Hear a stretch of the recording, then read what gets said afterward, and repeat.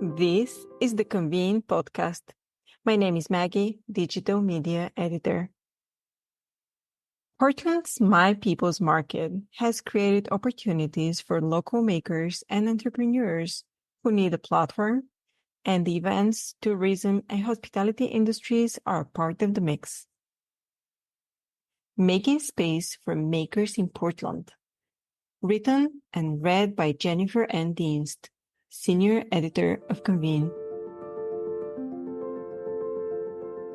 Head wraps made from African fabrics, hand-embroidered clothing stitched by a Salvadoran-American textile artist, and minimalist silver jewelry crafted from recycled metals.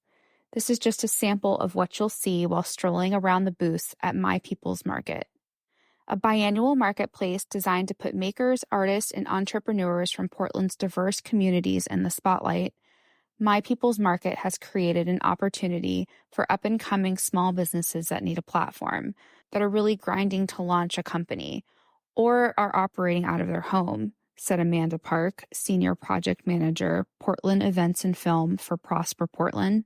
It brings them together so that they can make connections. My People's Market is the brainchild of Travel Portland and Prosper Portland, the city's economic development and urban renewal agency. Prosper Portland, the main entity behind producing the event, subsidizes the costs of participating to make it more affordable for vendors.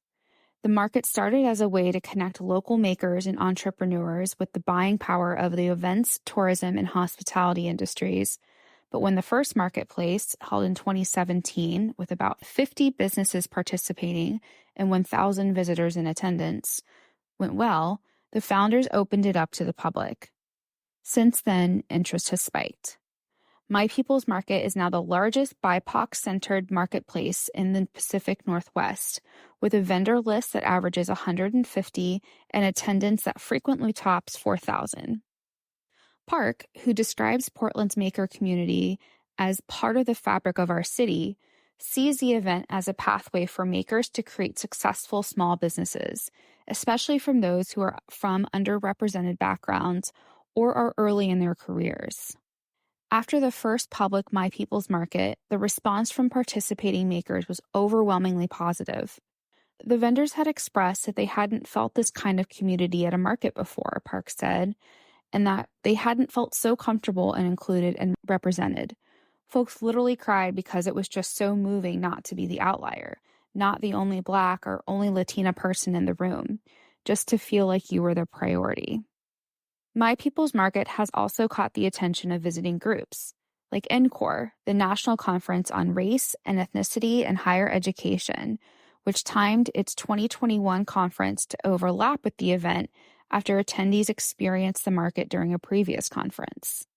Travel Portland has also coordinated abbreviated pop-up style versions of My People's Market for visiting conventions. The 2022 Public Libraries Association, or PLA, conference, a gathering of 5,000 professionals, featured a selection of the market's vendors on site at the Oregon Convention Center during their event held March 23rd through 25th of this year.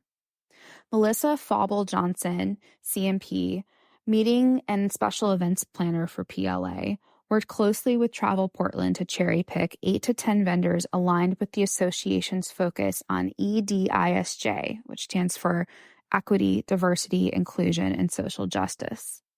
The chosen vendors set up booths in the convention center's hallways and public spaces, specifically timed with meals and breaks to allow for plenty of foot traffic. I think the shorter pop-ups make for a better experience for the vendors and create more excitement and buzz for attendees, Johnson said. Attendees loved meeting the vendors, hearing their stories, and supporting local small businesses with a focus on EDISJ. Some of our attendees don't have time to shop and sightsee during their time at the conference, so this is a small way to bring the city to attendees. Not only did the vendors align with PLA's initiatives around EDISJ, but the pop-up maker space itself was a natural fit. PLA has featured maker spaces at its conferences for the past 10 years, reflecting how the maker culture is embraced by their members. Libraries are an ideal setting for makerspace events, Johnson said, And every year we partner with one of our library teams to bring their makerspace ideas to the conference for attendees to enjoy, and also learn ways to bring it back to the library community. It's always a popular and busy spot at the show. If you enjoyed this episode, do give us a 5-star review and subscribe wherever you listen to podcasts. For more industry insights, visit pcma.org/convene. Until next time.